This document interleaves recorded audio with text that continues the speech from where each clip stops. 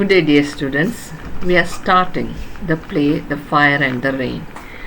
As I've told you in the previous class, Girish Karnad is an excellent playwright, and the play The Fire and the Rain was given a title. It's divided into 3 acts with the prologue and an epilogue. Prologue means introduction, epilogue is conclusion. So first act is, if you have to have a first act, there is prologue, then 3 acts, then after that an epilogue, which means that this play has got 5 acts, and that is one of the criterion for a proper play.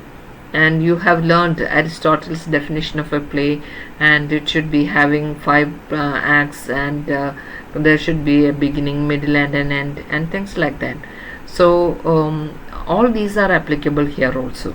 So Girish Karnad is taking into consideration the audience, but at the same time he is also including the prologue and epilogue, as Bernard Shaw had done, and so many other playwrights had done this.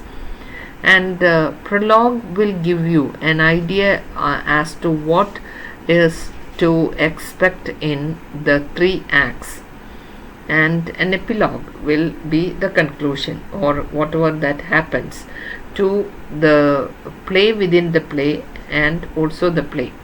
And as I've told you earlier, he uses the technique of play within the play. There is a play, and within that play there is another play. So you have 2 types of characters here, and at the same time he is also using the dramatic conventions by including a prologue and an epilogue. A prologue is part of a drama. It introduces you to some of the characters, and it also gives you an idea as to what to expect in the play, and in a way it is a preparation for the audience to expect such and such things in the play proper. So once you get to know to read the prologue, you are being introduced to some of the main characters in the play, in the prologue itself. So prologue is not exactly the drama proper, but at the same time it is part of the drama. So in that manner you have to have the prologue as a separate entity, but at the same time that which gives you an idea about the play. In this case, the prologue is almost everything, in the sense that he uses the prologue in this play by giving the audience an introduction, a sense of what to expect. And what to expect is something that is going to happen in the next 3 acts. And he had done this prologue as a very short prologue, very few pages, and at the same time all the characters, most important characters, are introduced in the prologue through the prologue itself. So he uses the technique of play within the play, and the actors arrives to perform. That is, the story is like this. In a country there was drought, means no rain for more than 10 years, and you can imagine having to live without rain for even 1 year. Can you imagine? Because it is a rainy season now, we don't feel like imagining a dry season, but you can't just imagine it like that. But for 10 years there was no rain, and the king and the priests were all thinking. They have started a yaga, and the yaga is almost 7 years, continuous yaga. For 7 years they have to do this yaga, and towards the end of this yaga, if God Indra, the god of rain, if he is pleased, then there will be rain. And you can imagine what drought can do to a country. There will be no work, there will be no harvesting, and people will die of thirst. Not just people, but cattle also. And we had a film earlier, and almost on these lines, and this is exactly what that is the situation. So the king had asked the chief priest to come over, and they are performing the yaga. Not just one altar, but several altars are placed, and this is the background of the play.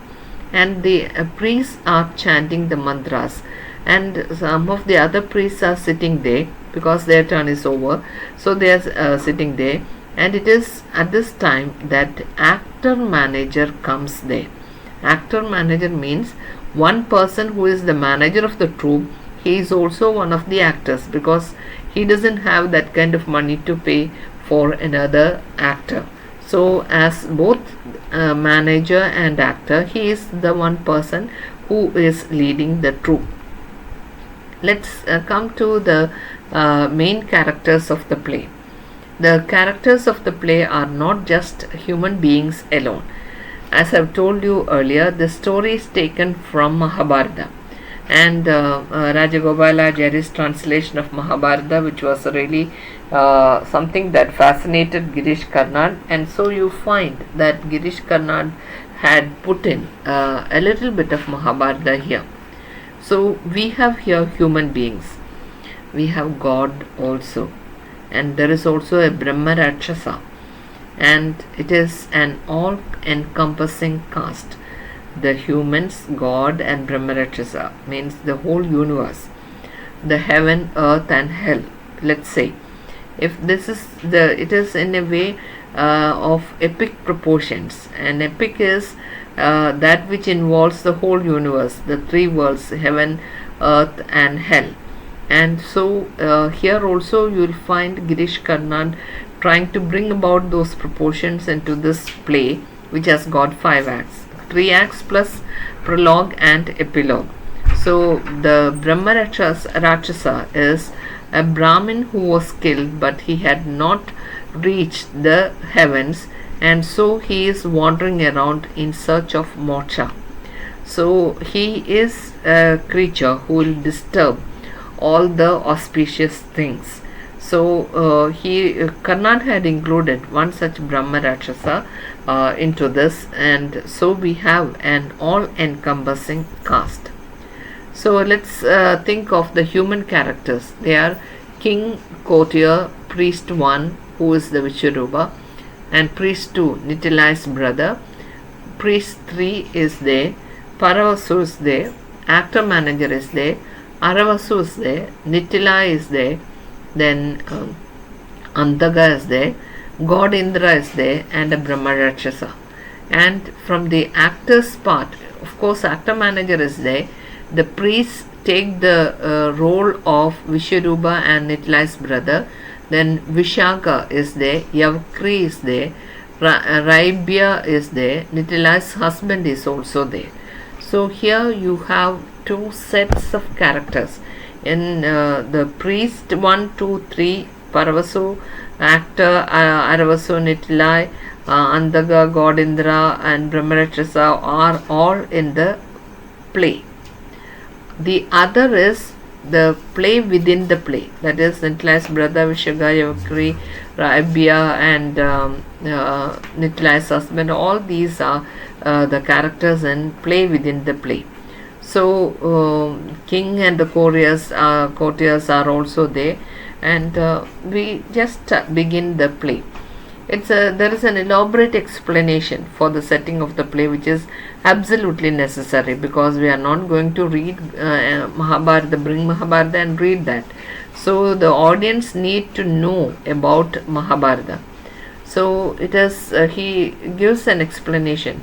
It's now 10 years without rain, and a 7-year-long fire sacrifice called Yajna or Yagagni. In Malayalam we call Yagagni or Yajna is being done to propitiate Indra, the king of rains. And you will find several altars, because Yaga should continue, Yajna should continue. This fire sacrifice should be without stop for 7 years. So if one priest stops standing, the other must continue. So you have several altars and several priests chanting. so that they can speed up that procedure, or in a way this is how it is done. So you will find several altars and several priests. They are all dressed in long flowing seamless pieces of cloth and sacred threads. Sacred threads we understand. Seamless pieces of cloth in the sense that the cloth which is not stitched into a dress, and this is this is what they have to wear. They can't wear a stitched dress for this. So the description of the characters are also given. The king is the host. He is also similarly dressed, but with his head covered. He is also there, and he is also listening to the chanting of hymns in unison. Parvasu is the chief priest, that is the conducting priest, Adavadu, and he is the chief priest. He is only 28. Karnad mentions that age carefully, and he does that with Parvasu and Arvasu. Okay, Parvasu was only 28, and by that time he has become the chief priest. Then of course there is the Brahmarakshasa, that is a Brahmin soul trapped in the limbo between death and rebirth. Maybe something happened to him, and so he was not sent directly to the heaven or hell. He is just awaiting his rebirth. He is present at the yaga, and he is moving around, and no human eye can see him, but they can sense him. Parvasu, being the chief priest, can understand that there will be the Brahmarakshasa coming over to disturb the otherwise smooth going of the yajna, and interrupting a yajna when it is about to end is considered to be an auspicious one, which means that it is going to be effective, and so they will try to stop this evil one preventing the yajna. That also is something that the priest knew quite well. So as a chief priest, he knew that there will be objections from so many things, and it will be appearing to them in one form or the other, and so they have taken precaution for all this, and they have their own chanting and mantras for that also. And so this Brahmarakshasa is a character, maybe a ghost, but we can't use that term in an Indian context because it ought to be a Brahmarakshasa, and no human eye can see him. But as a character, he is there on the stage. It's remember that it is not a film. In film, maybe it is that easy to present it, but in a stage presentation, it is totally a different character to present a Brahmarakshasa whom human eye can't see, but he is present, but the audience should be able to see him. A courtier enters with the actor manager. The priests were having a heated discussion, and the king explodes. How dare you speak like this? The priests really wanted a drama to entertain themselves. They have been going on with the chanting of the mantras for a long time, and they need a diversion from that, and then they'll be able to. All people really do need that. And so the king says, well, it's not possible, what the chief priest will say about it. Chief priest has not yet come, but the other priests were asking the king to let in the troops of actors. The priests remind him of the play, because once in a year they used to have a play, but because of the drought there are no plays around. Only when the country is having a wealthy nature, that is, if the country is wealthy, or when it is considered to be a golden age, then arts flourish. But if people do not have the money to pay for this performance, how can the actors or the acting troupe really exist?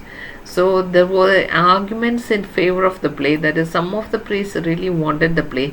Some others were saying that it's not necessary for the yajna.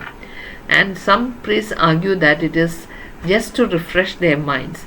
So they object to one actor in particular who is not an actor by birth. As I've told you in the beginning of the play, the person who acts in a play, if he is a Brahmin, will lose his Brahmin identity. He will become a Shudra, or one belonging to the lower caste. So who is not an actor by birth, because if you really want to be an actor, you can't be a Brahmin can't be an actor, and only a low caste person can be an actor. So this man had changed over to become an actor. Maybe he is that interested in the acting or on the stage. So this is the reference to the story of the actor class, how the actor class came into existence, how Bharada Muni had written the norms for acting, and what all things we have to observe.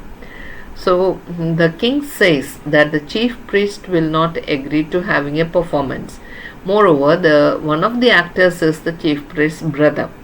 So chief priest is a Brahmin, his brother is a Brahmin, but because of the love of the stage, this brother had gone over and he had become a low caste by acting and not by birth. Okay. So the courtier informs him that the manager is waiting with a specific plea. The manager has something to tell him.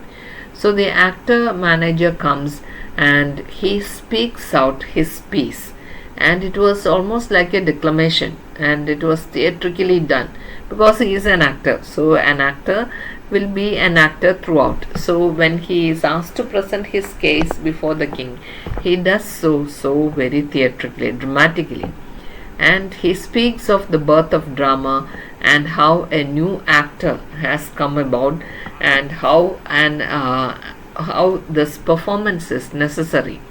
And of course he is in a way selling his ware, in the sense that he is promoting his drama. So he knew that there is a new actor, and that new actor is the brother of the chief priest. The chief priest belongs to the caste of the Brahmins. His brother is also a Brahmin, but because he is acting, and actors belong to the low caste, this is how it was fashioned. Aravasu was the brother of Paravasu, and Paravasu was silent on learning that Aravasu is one of the actors of the troupe, because the actor manager had come with the declamation, and he had stated his case before the king and the priest. Then he says that there is a special message from his brother Aravasu through the manager, and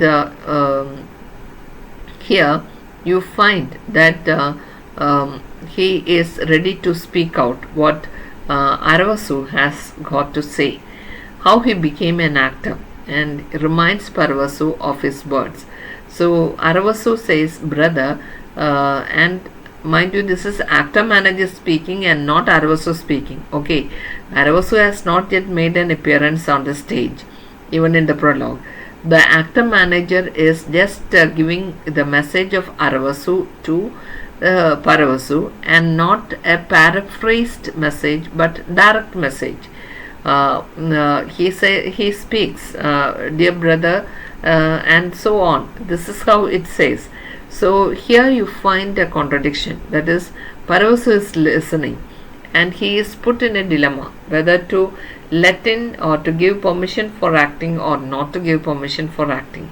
The king is waiting because he dare not take a decision which will make the chief priest angry, because the yatna is coming to a close. He is expecting, like all the other people, for drops of rain and to please God Indra, and he doesn't want to displease his chief priest, and so he refuses to give a consent to the dramatic troupe unless the chief priest gives a response to the request of the actor manager.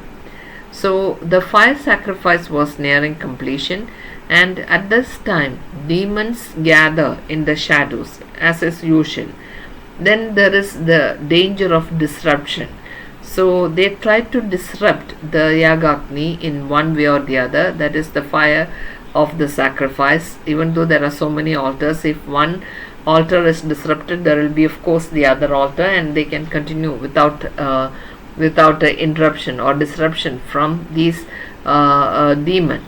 And so Paravasu decides, of course the fire sacrifice is about to be completed.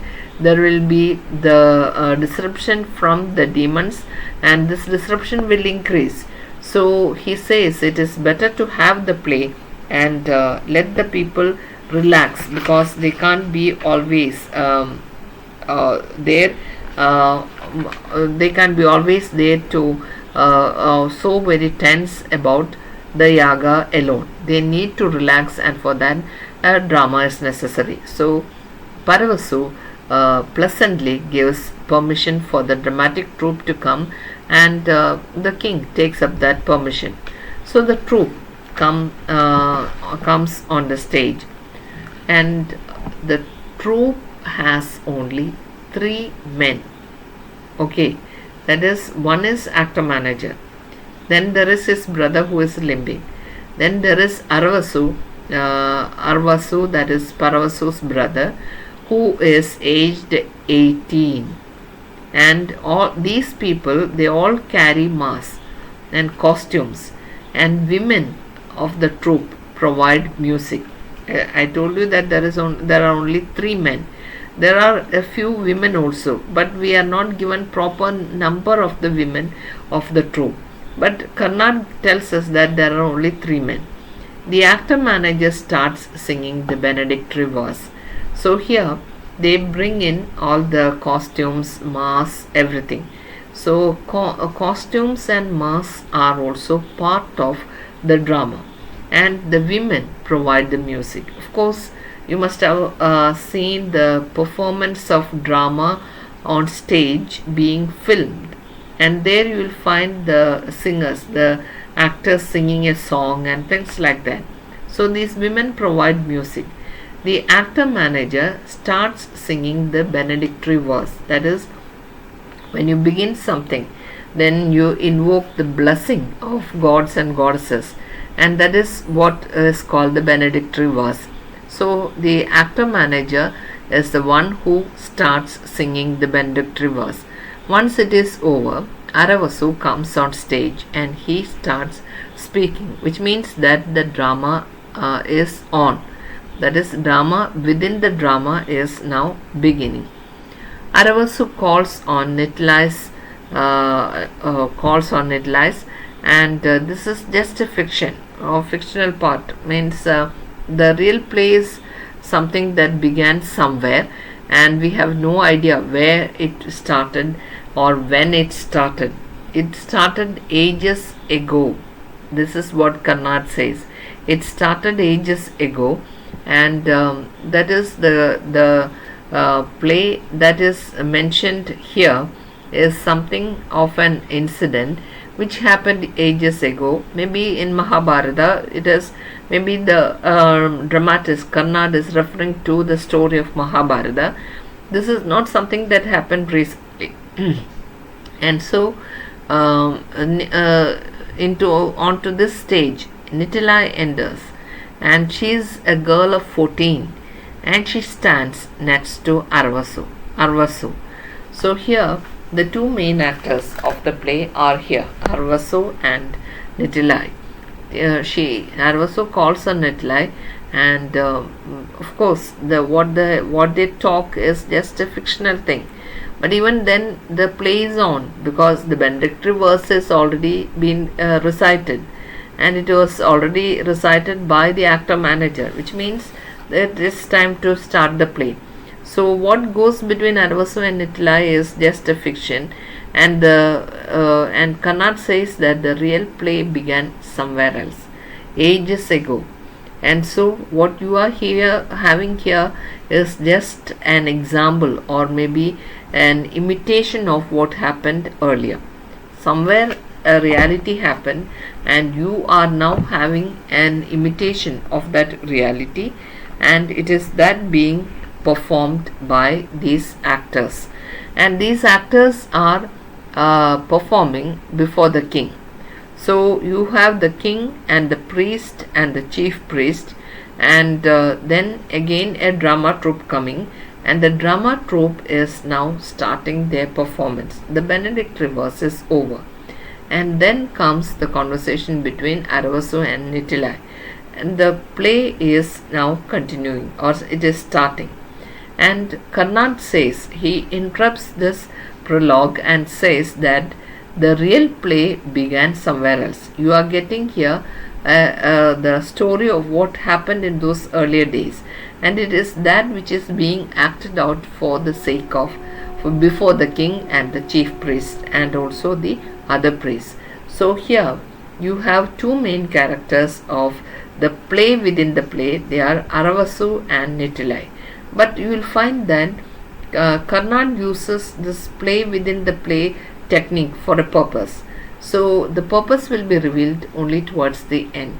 So let's wait till we reach the end to understand the reason why a play within the play is used by Girish Karnad, and why he had used the chief priest's brother Aravasu, and why he had introduced this play or made this performance where the Yagagni is being or the yaga is being performed, or the fire sacrifice is being performed, and in the presence of the king and all the priests. We'll continue with this play. That is, Act 1 we'll be starting Act 1 because we have just finished prologue, the introduction. You are being introduced to two main actors, that is Paravasu and Aravasu, and Brahmarakshasa is also mentioned.